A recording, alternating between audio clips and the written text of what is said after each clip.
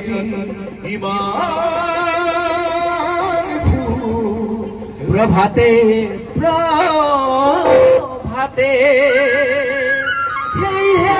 ইমান ফুল প্ৰভাতে প্ৰভাতে। এই বাক্যখন কাহানিতে কবিয়ে কবিতাৰ আকাৰে লিখি থৈ গৈছিলে। লগতে কবিয়ে লিখিছিলে সুন্দৰ আৰাধনা জীৱনৰ খেল।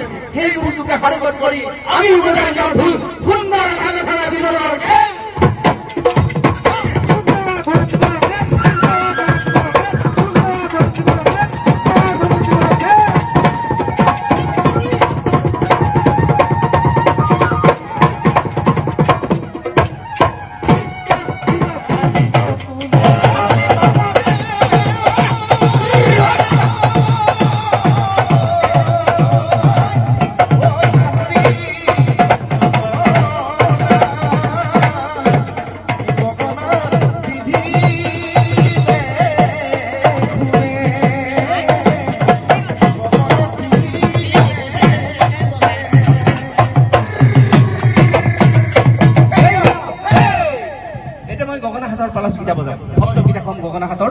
মই মুখেৰে কম ঢোলত বজাম। ওজাহঁতৰ বৈশিষ্ট্য হ'ল ঢুলীয়া ওজাসকলে মুখেৰে কথাখিনি কয় আৰু একেই কথাখিনি ঢোলত বজাব লাগে। সেইটো ওজাহঁতৰ বৈশিষ্ট্য শিক্ষাৰ্থীসকলক কৈছো দেই। এতিয়া মই মুখেৰে কম গুগুটি গগনা গুগুটি গগনা গুগুটি গগনা খিত, গুগুটি গগনা গুগুটি গগনা গুগুটি গগনা গুগুটি গগনা গুগুটি গগনা গুগুটি গগনা খিত,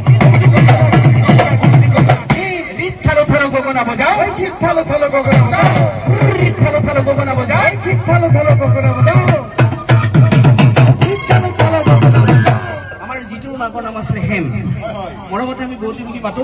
বিহু বতৰত যিটোৰ মাকক সুধিছিলো হেম বৌ বৌ গগনা বজাব হ'লে ন, হেম বৌ বৌ গগনা বজাব হ'লে ন। পিংকুৰ মাকৰ নাম আছিল চেনী। মাকৰ মাকটো মিঠা, মৰমতে চেনী বৌ বুলি মাতো।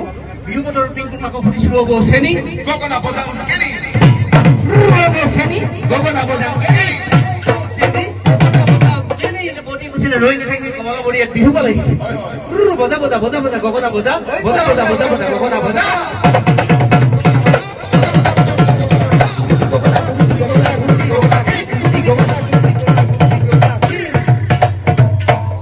অকমান দেৰি কাৰণে বানটো মাৰিছো, কিন্তু বানটো এতিয়া ফুল খাব, বৰষুণ দিবই। গতিকে সোনকালে পিংকু তুমি বিহুটো গোৱা আৰু সকলো ৰাইজে আমাৰ সহযোগ। মই ঢোলৰ মালিতা আপোনালোক পৰিৱেশন কৰিছো আৰু ঢোলৰ মালিতাবিলাক কেনেকুৱা শুনকচোন। কৃষ্ণ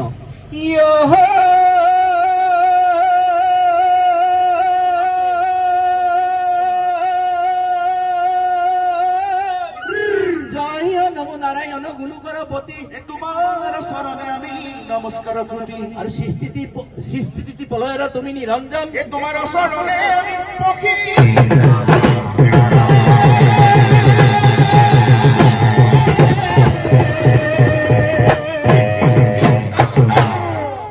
পৰিৱৰ্তন হ'ল। যুগৰ পৰিৱৰ্তনৰ লগে লগে মানুহৰ মনৰ সলনি হ'ল। বিহু, ভাষা, কৃষ্টি, সংস্কৃতি, শিক্ষা ব্যৱস্থা সকলো সলনি হ'ল। আমি মালিতাৰ কিছু সলনি ঘটাইছো। 21 শতিকাৰ যুগৰ অকমান ঢোলৰ মালিতা প্ৰস্তুত কৰি উলিয়াইছো। আৰু এতিয়া যুগৰ ঢোলৰ মালিতাবিলাক কেনেকুৱা শুনকচোন। 21 শতিকাৰ যুগৰ ঢোলৰ মালিতা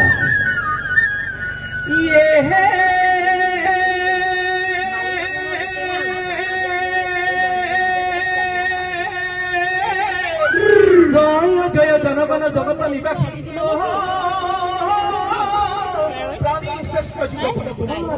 জ্ঞান বিজ্ঞান তুমি আছা সর্বস্থানে দিয়া। শিল্পী আমি সুন্দৰৰ পূজাৰী, সুন্দৰৰ পূজাৰী। এই ঢোলৰ চাপৰেৰে জাতি উপজাতি সমন্বয়ৰ হেতু আমি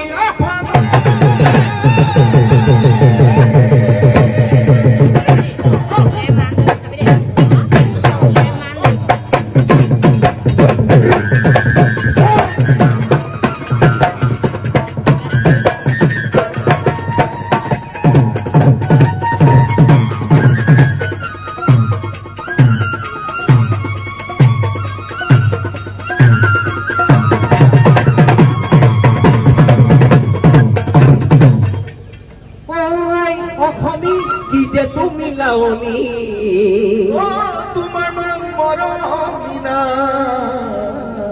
তোমাৰ মান মৰমিনা, ও মিলাওনি তোমাৰ মান মৰমে নাই আমি অসমৰ সন্তান ঢোল হ'ল অসমৰ জাতীয় কৃষ্টি জাতীয় বাদ্য এইটো যে ঢোল মহেন্দ্ৰ সিঙে বজাইছে এইটো মূল ঢোল নহয় মখাই যে ঢোলটো বজাইছে মখাই যে আমাৰ মাজত নাই কিন্তু ঢোলটো আছে অসমীয়া জাতি আছে কাৰণে আমি অসমীয়া জাতিয়ে সদায় অসমীয়া সংজ্ঞা বিচাৰি ফুৰোঁ মই ভাবোঁ যেতিয়া আমি নিজৰ কৃষ্টি নিজৰ ভাষাক নিজৰ আইজনী অশিক্ষিত হ'লেও আইজনীক সন্মান কৰিম তেতিয়াই চাগে এদিন আমি অসমীয়া জাতিয়ে অসমীয়া সংজ্ঞা বিচাৰি ফুৰিম বিচাৰি পাম আৰু সেইকাৰণে মই সদায় মাজে মাজে গাওঁ ঐ অসমী কি যে তুমি লাৱনী তোমাৰ মান মৰমী তোমাৰ মান মৰমী ঐ গান আন্ধাৰে আমাক বেৰি ধৰে ওই গান ঘৰে আমাৰ বিড়ি ঘৰে দয়া কৰা পোহৰ বিনা দয়া কৰা পুহৰ বিনা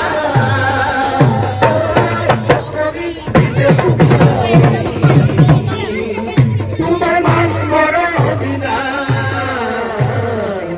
তোমাৰ মান মৰমী না জ্ঞানৰ দীপালি পাতি আন্ধাৰক দি উঠেলি এই আজি জ্ঞানৰ দীপালি দীপালি বাদ্য বিদ্যা প্ৰশিক্ষণ কেন্দ্ৰৰ সৌজন্যত জ্ঞানৰ দীপালি আজি অনুষ্ঠিত হৈছে মই বিহুৰ কৰ্মশালা সামৰণি অনুষ্ঠানটো জ্ঞানৰ দীপালি বুলি অভিহিত কৰিছো মই সেইকাৰণে অভিহিত কৰিছো আজি মেডিকেল কলেজৰ অধ্যক্ষ ডাঙৰীয়া কাটিছে বিশিষ্ট উদ্যোগ ব্যৱসায়ী আমাৰ জয়শ্ৰী দত্ত ডাঙৰীয়ানী আছে ছাত্ৰ সন্থাৰ বিষয়ববীয়া আছে বিভিন্ন প্ৰেছ মিডিয়া ইয়াত উপস্থিত আছে তেওঁলোকে আগতে যদিও ওজা চোৱা নাই আজি হয়তো অধ্যক্ষ ডাঙৰীয়া ওজাটো চাইছে যে ইয়াকে ঢোলৰ ওজা বুলি কয় ঢোল কিন্তু একেটাই বিহুত বজোৱা ঢোল আৰু ওজাসকলে বজোৱা ঢোল অলপ হ'লেও কিবা এটা এই অনুষ্ঠানবিলাকৰ মাজেদি উঠি অহা প্ৰজন্মই শিক্ষা পায় সেইকাৰণে এই অনুষ্ঠানটো মই জ্ঞানৰ দীপালি বুলি অভিহিত কৰিছো মই কৈছো জ্ঞানৰ দীপালি পাতি আন্ধাৰক দি উঠেলি জ্ঞানৰ দীপালি পাতি আন্ধাৰক দি উঠেলি অজ্ঞানতা বিসৰ্জন অজ্ঞানতা বিসৰ্জন দি সকলো লাগি বিদ্যাৰ পোহাৰ মেলি লাগি কৃষ্টি পোহৰ মেলি সকলো লাগি বিদ্যাৰ পোহাৰ মেলি সকলো লাগি কৃষ্টি পোহৰ মেলি কি কৰিম অসমীৰ মুখ উজ্বলা অসমীত মুখ উজ্বলা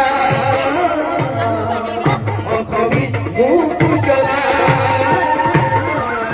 অসমীত মুখ উজ্বলা মুখ উজ্বলা মুখ উজ্বলা মুখ উজ্বলা মুখ উজ্বলা মুখ উজ্বলা মুখ উজ্বলা মুখ উজ্বলা মুখ উজ্বলা অসমীয়া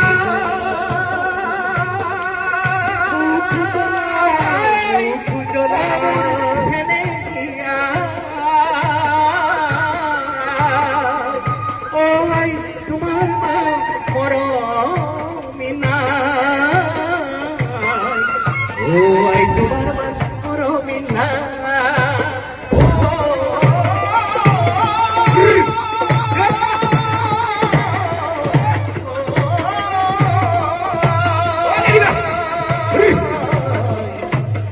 তোমাৰ মান খুনি না তোমাৰ মান খুনি না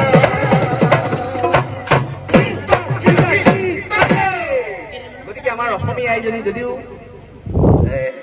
অশিক্ষিত হয় জোতলা জটিল চুলি হয় তথাপিতো আমাৰ আই প্ৰথমতে আমি জয় এখন কম তাৰপিছত কিন্তু ভাৰত মাতা দিয়ক তাৰপিছত আমি প্ৰথমতে অসমীয়া তাৰপিছত আমি ভাৰতীয় মানে যিকেইটা চমুকে খুব বৰষুণ হৈ আছে খুব চমুকে মই এখন ঢোলৰ হাত বজাম মই ঢোলৰ জন্মটো নাগাওঁ দুটামান পালত বজাম তাৰপিছত মোৰ সতীৰ্থ কেইজনে অকণমান বিহু গাব